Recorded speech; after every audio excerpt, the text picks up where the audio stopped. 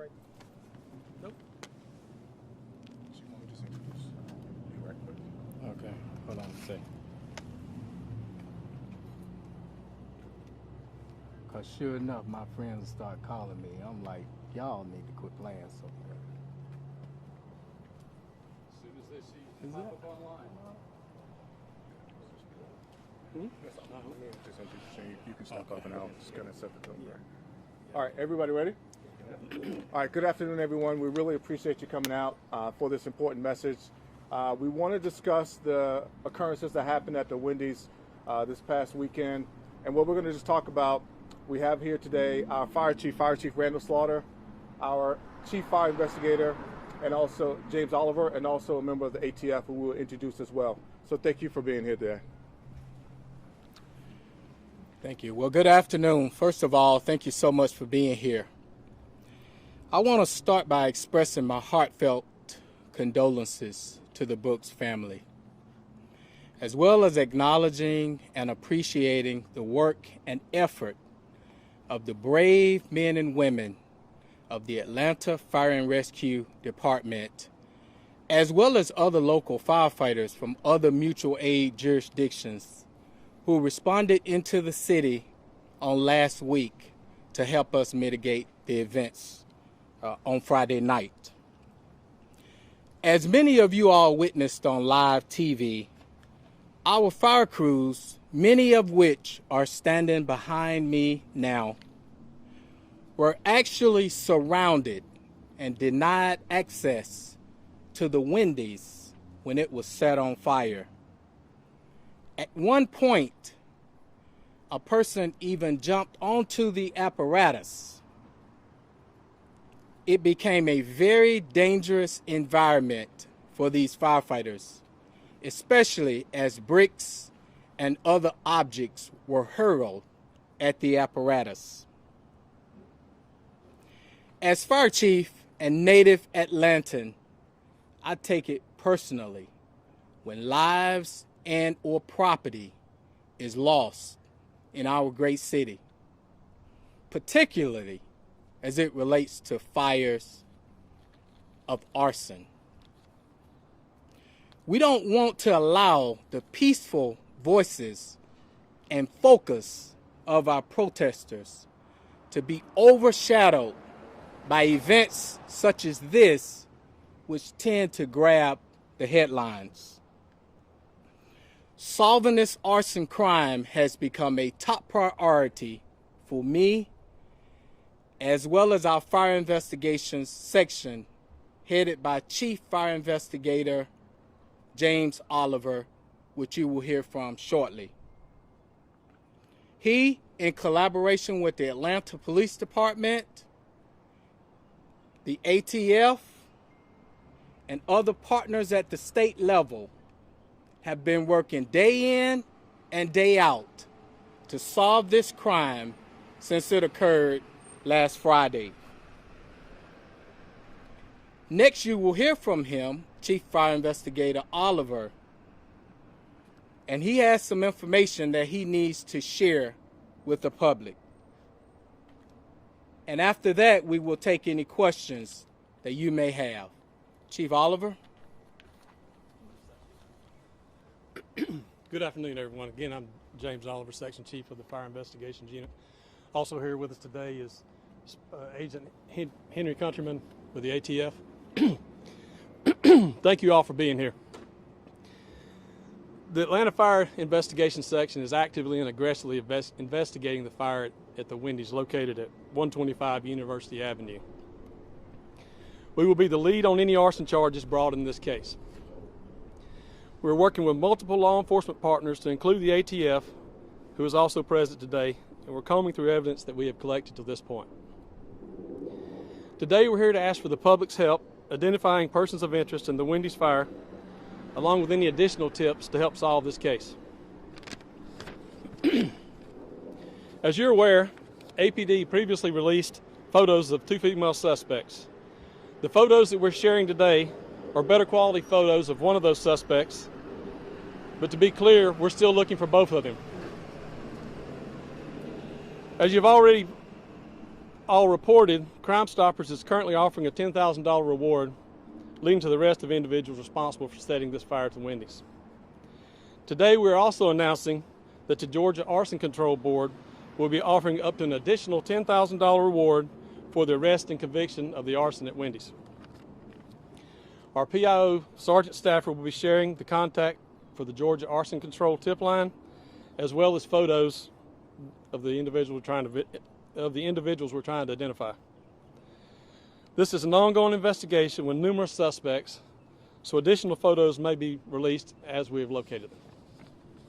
And with that, we'll be taking any questions you may have. You have 2 suspects? We have multiple suspects at this time. We've only got quality photos of 2 at this time. Are both of them white females? They're both females. We believe them to be white. Do you have any further details on the fire, exactly how it was started, which area was it started, what time? The fire was started in multiple locations using multiple different incendiary devices, from homemade blowtorches to fireworks to on-scene combustibles that were just lit and thrown inside the store. Do you? We haven't identified that as of yet. Do you believe this was a concerted effort by a group, or do you think it was just sort of freelance with protesters? Or? We're not 100% sure at this time. A lot of it was freelance, appears to be freelance, but we're not sure if it's tied to a group at this time. We're still working on that. Do we know how extensive this damage was, a dollar amount on what happened? I don't have an exact dollar figure, but it's obviously a total loss. Exactly how long did it take for the firefighters to get to the blaze? You said it was surrounded. How long did it take for the firefighters? The fire chief might have to speak more on that. Well, actually, we had fire crews, the gentleman behind me, actually on the scene as the fire was being set. But as they went to access the restaurant, they were surrounded, and so their access was denied. But we were there even before the fire was actually set. Are those people who surrounded the fire officers, are they being looked at as well as part of the investigation? We will be trying to identify those individuals as well. That's correct. Do you believe the suspects were involved with the protest, or do you think they were separate? I can't tell you, to be honest, at this time. Some people have said that arson is sort of a necessary part of protesting because it gets people's attention. What do you say to people who deliberately destroy property thinking that it's a way to speak to city officials? Well, arson's not a victimless crime. It costs us all whenever structures are burned like that in multiple ways, from no longer having a restaurant in the area to people losing jobs to the dollar loss for the structure and the contents of the building. So I would disagree. There's no need to burn anything. And I would like to add a counter argument. What I have heard on many occasions is that the actual setting of fires is actually a distraction from the actual message that the demonstrators and the protesters are trying to get put forward. How's the well-being of the fire crews that were there on the night? Well, they're behind me, and so if either one of them would like to come up and speak to that, I will allow that. I have asked them that same question, and they told me that they were doing fine, but it was actually a very harrowing experience for them, as you can imagine.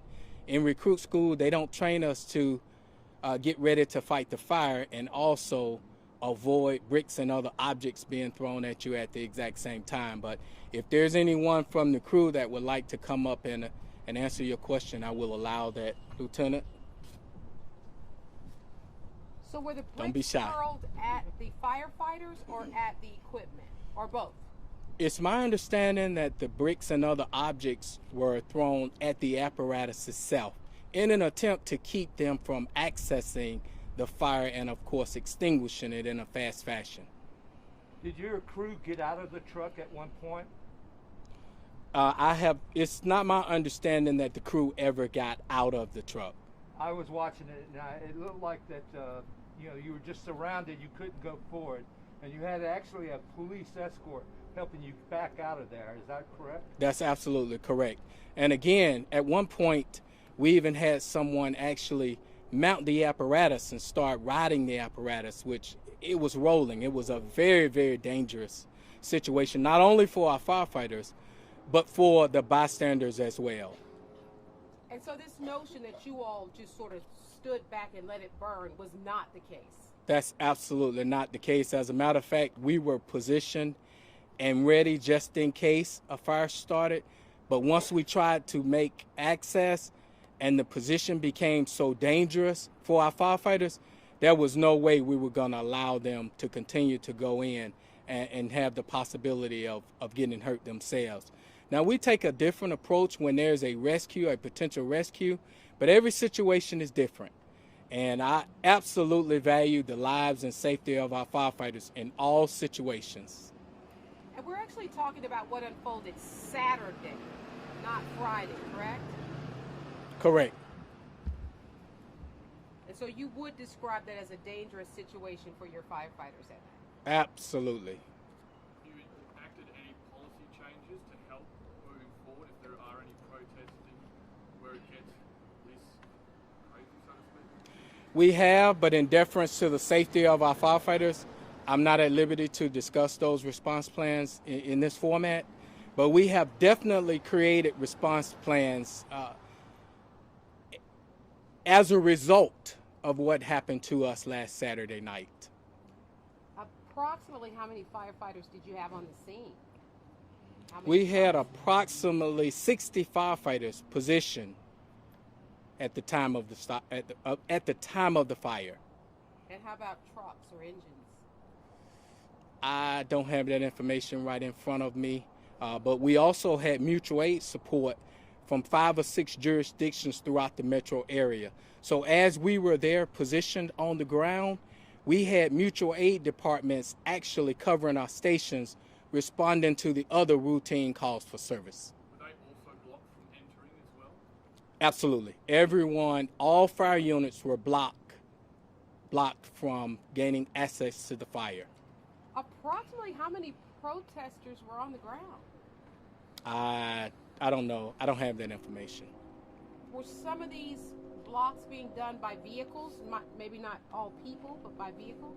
It's my understanding that they were mostly being blocked by people standing in front of the apparatus. That's my understanding. When you did return, Chief, I noticed that you came in from a different point of avenue, that you came actually from the other side of the interstate versus to the far east side. And you had a number of fire engines there with you. Was that a concerted effort to go back once you got there to have the personnel to get the job done real quick? It absolutely was, and I cannot thank the Fulton County Sheriff's Department as well as the Atlanta Police Department, particularly their SWAT unit, because once we were able to get law enforcement escorts, we were able to go in and pretty quickly extinguish the fire. Have you ever experienced or seen anything like what happened at the Wendy's fire in your career? I have not, and I've actually been a firefighter in this town for 30 years.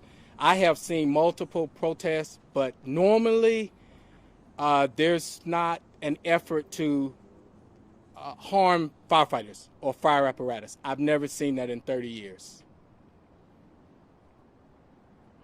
I know one of the fire trucks was also badly damaged on that Friday night of the first protest up around Buckhead. And was any damage to the fire truck sustained like similar to that up in Zone 2? We did experience minor damage, nothing to the degree that we experienced a week or so before in Buckhead. All of those apparatus have been repaired at this point. But this unit behind me did experience some very minor damage from Saturday night. Yes, ma'am. Are you also looking for the suspects that were blocking the firefighters as they were trying to get to the fire house? Yes, we will be trying to identify those individuals as well. Okay, so do you know how many suspects you're trying to identify? Regarding the setting of the fire, Sorry, can you scoot over to the mic? Yeah. regarding the setting of the fire, I can't give you an exact number or even a real close estimate right now. I can tell you there were hundreds of people over there in the street at the time. Some of them were peaceful and some of them were were causing problems. Okay, and you will be trying to identify everyone in the street at the time? No. Okay. If they were impeding our access to the scene, definitely, but not everyone that was there. We're not trying to identify everyone. Okay, thank you. How many times do you all think that Wendy's was actually set on fire? I can't give you an exact number, but I know I've seen probably close to 10 attempts by the same individuals, some by different individuals.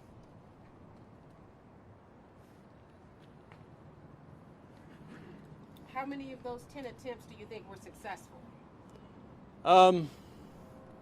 All of them in some form or fashion.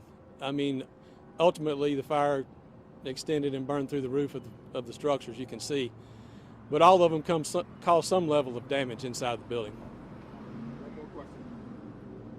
Anybody? So I just want to take this opportunity to thank you all for helping to get Chief Oliver and his team's message out to the public. Any tips that we will receive will be incredibly helpful to us solving this crime. And again, that is my top priority as fire chief. That is his top priority as chief fire investigator to solve this crime. Thank you all very much for being here.